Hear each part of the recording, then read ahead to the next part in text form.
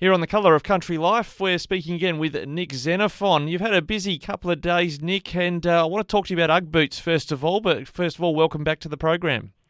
G'day, Ricky. Good to speak to you, and especially with the following you have in the regions. It's fantastic. Yeah, cheers. Look, last time we spoke with you, you were there was a court case. You've been practising as a lawyer since you retired from the Senate. The Ugg boots case, you said, look, I might throw my hat back into the Senate ring if I don't get what I want. Did you not get what you want, or it's got you thinking about getting back into the Senate? Well, I'm running again for the Senate, and if anyone's interested, Xenophon, xenophon.com.au is where they can go for that.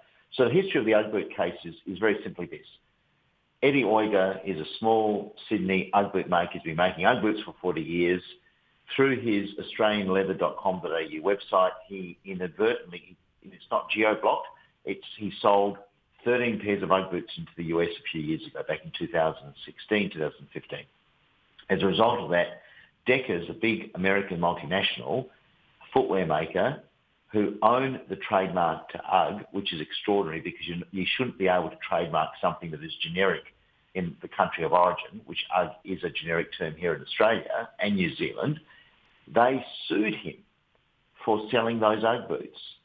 As a result, he was dragged to a jury trial in Chicago. He was hit with a penalty of something like $450,000 US, which is about $700,000 Australian. He was hit with court costs from Deckers lawyers of about $2 million US. So he's all up owes about $3.5 million plus the $1 million that he spent on his American lawyers. And we appealed the decision to a federal appeals court in Washington, D.C. That was unsuccessful. No reasons were given. Then we appealed to the Supreme Court of the United States. And the Australian government at the last minute, and to their credit, supported the brief and supported Eddie financially to pay for the American lawyers. But the US Supreme Court didn't even give it a chance for an open argument. That's the way their system works, completely unfair. So right now we're looking at some other legal options to fight this. This is wrong. This is emblematic of what has gone wrong with Australian manufacturing. We need to stand up for something like Ugg boots, because if the Ugg boot name comes back to Australia, it means every Ugg boot maker can then export to the world. And the analysis I've seen is that we could create up to 4,000 Australian jobs selling Ugg boots to the rest of the world, because we will own Australia, a bit like the way the French own the word champagne and camembert, and the Italians gorgonzola and the Greeks feta. It means that you would be able to open up a huge export market for Aussie-made Ugg boots using Australian sheepskin. All right, so that's you made a threat at that time if the government didn't come to the party federally that you'd run for the Senate. It seems like you've decided to run anyway. I want to take you on a bit of time travel in a minute, but I'll give you the opportunity to respond to a few people throwing accusations around about Huawei. You and I'm a recovering lawyer. You're still, I guess, a lawyer at this point in time. Just explain why you've acted for Huawei. Boy, recovering lawyer sounds like recovering alcoholic. Well, it's pretty close, mate. Not that bad. I acted for Huawei in the past. It's been well over a year now since I had anything to do with Huawei, the Australian division of Huawei, because they thought they were treated unfairly. As a lawyer, you advocate in a liberal democracy like Australia's. People are entitled to the rule of law and to fair representation.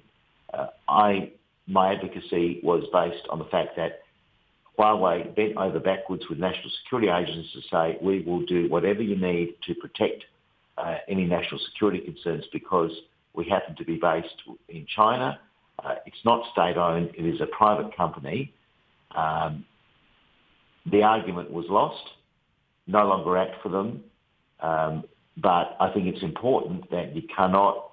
the commentary I've seen has just been extraordinary, to say that somehow my loyalty to Australia should be questioned because I've acted for Huawei. That is wrong. My loyalty, my patriotism is first and foremost and only to Australia. But Huawei is an Australian company, based company, tried to do all the right things, but even Malcolm Turnbull in his autobiography said, look, Huawei didn't do anything wrong, but we had a concern that they might, because of where they were based, that it could compromise Australia's national interest. So no longer an issue from my point of view, in the sense that Huawei is not a client. I know that everything I did for Huawei was proper and ethical, and they deserve representation. But my political opponents will drag this up time and time again. But my view on national security issues is that I support the government and the opposition. We've got to be bipartisan on these issues. And I think the geopolitical situation in the world has changed fundamentally with Putin's invasion of Ukraine, which is, to say it's despicable, is an understatement. If war crimes are being committed, crimes against humanity, and I think that the West needs to do even more than it has to date to support the Ukrainian people in their fight against Putin. All right, speaking of patriotism, I don't think there's a better example of patriotism for South Australia than the position you took on the River Murray, going on the time travel now back to, I think it was 2006, 7, 8, the global financial crisis. There was a big package the Rudd government wanted to put through. You were a senator then, and you took a stand there. We now see the National Farmers Federation saying they don't want the extra 450 gigalitres delivered down the river. New South Wales Farmers Chief James Jackson just said recently on the radio here on Flow that the Basin Plan was a dog's breakfast, and that the South Australian Murray position is a nonsense.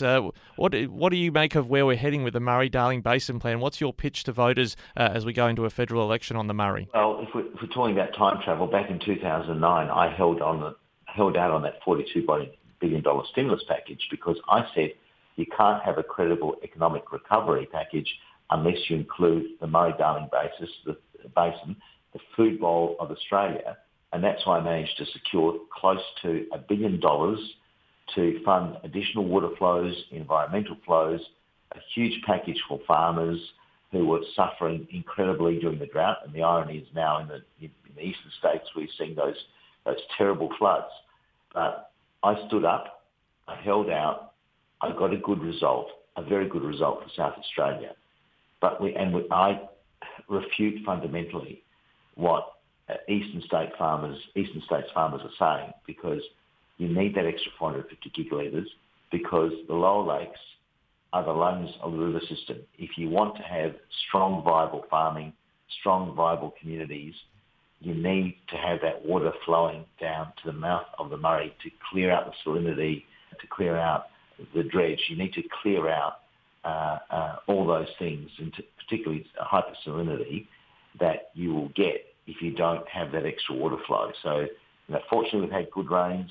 Well, we've had more than enough in the eastern states, but I don't think we're going to see that situation. It'll flow through the Murray-Darling system, I hope. But, this eastern state stuff saying that, let the river die or let the river suffer down south here in South Australia is wrong, because great river systems die from the mouth up. And the consequence of what Mr. Jackson is saying is that it will put the river at risk for years to come. And I want the river to be strong and viable, supporting communities and being environmentally healthy forever. Now, I just want to finish talking about, last time we spoke, we talked about getting the band back together. Just explain, if you're running for the Senate, where you would appear on the ballot paper in your current planning, and where Stirling Griff would fit into those plans. Okay. The band is back together. And I don't know what it is, whether it's a rock and roll band or a bouzouki band. There was a reference to Yoko Ono last time. Yeah, well, there won't be any sleep-ins or love-ins. Getting on. Let's get to the specifics. I think I'd horrify Stirling would both be. I'd horrify Stirling. Stirling Griff is someone I've known for over 2 decades. I trust him. He's not only someone who is incredibly competent and smart and capable, but he's also one of my dearest friends. We are a good team. He ran my 2013 campaign, 2016 campaigns, which were incredibly successful. So I'll be running this campaign.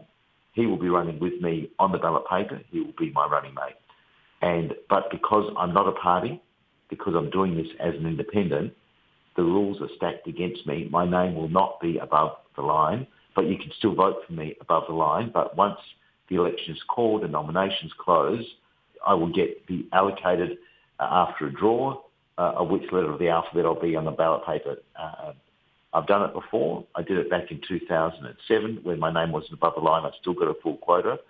So that's what it's about this time. So hopefully when the word gets, once the draw is done in a couple of weeks' time, because that's when it's all going to happen, because I think the election will be on May the 7th. That's my tip.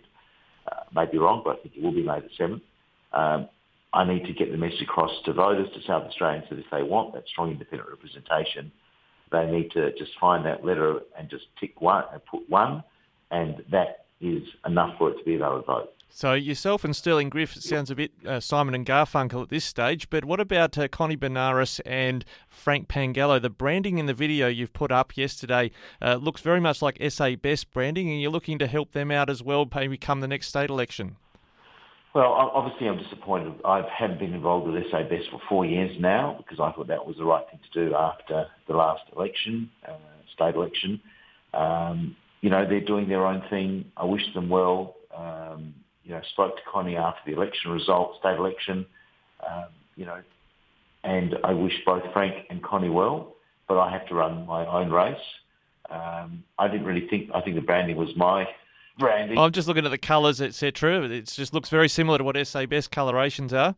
Yeah. Well, orange was the colour that I ran with in 2006 at the state election, 2007, 2013, 2016 and 2018. So there you go. I've been consistent. Not a problem. Well, you certainly have been consistent and said you would possibly think about coming back, and now you are having a crack at the Senate, like you say, maybe in early May with a federal election. We'll keep in touch with you. Nick Xenophon, thanks for joining us today on Flow. Thank you, and xenophon.com.au is the place to go to if people are interested. Thank you.